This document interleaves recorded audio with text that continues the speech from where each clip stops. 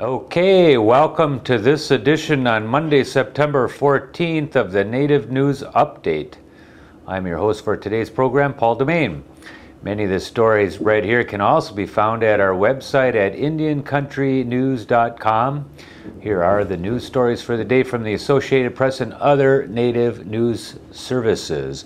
U.S. prosecutors have asked a judge for another delay in the trial of two men charged in the 1975 slaying of an American Indian Movement activist from Canada. John Graham and Richard Marshall were set to stand trial October 6th in Rapid City, South Dakota on charges they committed or aided and abetted the murder of Anna Mae Aquash on the Pine Ridge Reservation in December of 1975. Graham was indicted in the year 2003 and Marshall in 2008, and their trials have been postponed several times because of jurisdictional issues. Prosecutors say they've asked for a rehearing on the dismissal of one of three counts against Graham and can't proceed on the two remaining charges until the appeal is resolved. Marshall's attorney opposed the delay, saying his client has been in jail for more than a year and should be tried. He, John Boy Panton Graham, and now Thelma Rios all await trial on murder charges related to Aquash's execution-style death. Rios and Graham both have been charged in state court with murder as well. The Standing Rock Sioux Tribe's election manager said she's been fired after 25 years on the job. Delis Agard said she plans to appeal the termination to the tribe's Human Resources Administrative Review Board. She said she can't discuss the reasons behind her firing, but said it stems from the July primary election.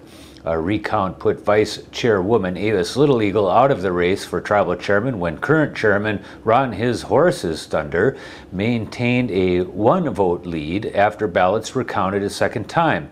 He will run against former chairman Charles Murphy in a runoff election on September 30th. Little Eagle asked for another chance to be placed on the ballot, but a judge denied it. Okay. A committee of the Council of the Cherokee Nation has passed a $470 million annual budget for the Oklahoma-based tribe.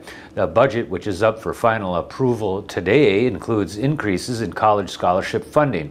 For the second year in a row, Councilman Bill John Baker spearheaded an effort to increase college scholarships, gaining narrow approval for boosting awards to $2,000 per semester from the current $1,500 level. Also winning approval was a nutrition initiative that will bring $135,000 in funding for nutrition programs at food pantries, Cherokee community groups, and local backpack food programs for children. The budget also includes $300 to fund a new Taro Commission to strengthen enforcement of tribal laws meant to increase employment opportunities for Cherokee members. About 450 adult sockeye salmon have been released into Redfish Lake, Idaho, in central Idaho as part of an attempt to restore migratory runs of the fish that has been teetering near extinction.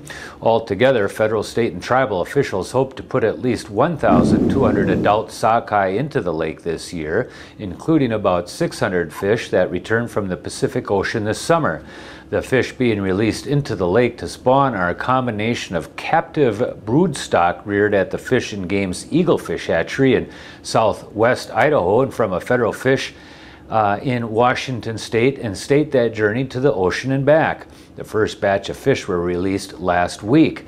Mike Peterson of Fish and Game says about 730 sockeye have returned this year from the ocean to fish traps on the Salmon River. Only 4 fish returned in the year 1999.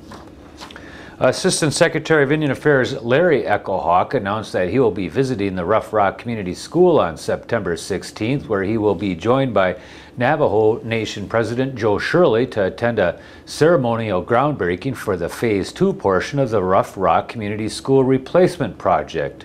Rough Rock Community School is a Bureau of Indian Education funded grant school located 35 miles from Chinle, Arizona on the Navajo Nation Reservation. First named the Rough Rock Demonstration School, it opened in 1966 as the first American Indian operated school within what was then the Bureau of Indian Affairs school system. Rough Rock Community School provides educational services for students in grades K through 12. Counterfeit Department of Revenue checks from Wisconsin and other states are being used by at least one purchaser to pay for items sold through Craigslist. It appears that this is another fake check scam used to cheat consumers out of their money, says Janet Jenkins, Trade and Consumer Protection Division Administrator from the Wisconsin Department of Agriculture, Trade and Consumer Protection. In this particular version of the fake check fraud, the person committing the fraud pretends to want to buy something that is on sale on Craigslist. The purchaser contacts the seller and arranges a sale. The fraudulent purchaser then sends a check to the seller in the amount that is greater than the selling price. The purchaser asks that the seller promptly deposit the check and to send the extra amount back to the purchaser using a money order or MoneyGram. The check issued to the seller ultimately bounces, but by that time the seller has already sent the money order. Neither the Wisconsin Department of Revenue or any other state institution or financial institution that cashed or deposited the fake check has any liability for the scam. Consumer Protection offers a few simple tips to help consumers to avoid fake check scams. If someone sends you a check for more than the amount you're owed on anything, the chances are that it is a fake check scam. The chances that it is a fake check scam are very high.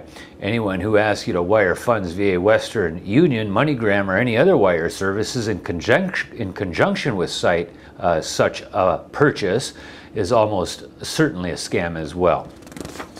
Okay, a company owned by the Lower Brule Sioux Tribe in South Dakota said that it has bought New York-based financial services firm WestRock Group, Inc., and says it's the first Native American tribe to acquire such a firm.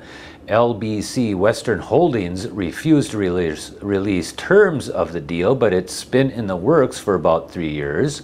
Lower Brule Tribal Chairman Michael Gendreau said the purchase will complement the tribe's other businesses and develop an income to improve the standard of living for its 3,600 members, 1,850 of whom live on the Lower Brule Reservation in central South Dakota. The tribe already owns businesses in construction, food manufacturing, farming, and ranching and gaming. A design representing the Ifigi Mounds National Monument will be one of the images stamped on the reverse side of quarters minted in the new American the Beautiful Quarters program. Starting in the year 2010, the U.S. Mint will issue 56 circulating quarters with reverse designs emblematic of the national park or other national site in each of the 50 states, the District of Columbia, and 5 U.S. territories. The front of the coins will have the image of George Washington. In announcing the Indian burial mounds in Almaquis and Clayton counties were chosen to represent Iowa, Governor Chet Culver said the site helps tell the story of the earliest Americans in that state and is a fascinating area to explore, learn, and discover. The Ifigi Mounds National Monument is near Marquette along the banks of the Mississippi and Yellow Rivers in Iowa. And that is the latest roundup of news from Indian Country on this edition of the Native News Update. We want to thank our underwriters for helping us with this program and for you coming to join with us again. Miigwech.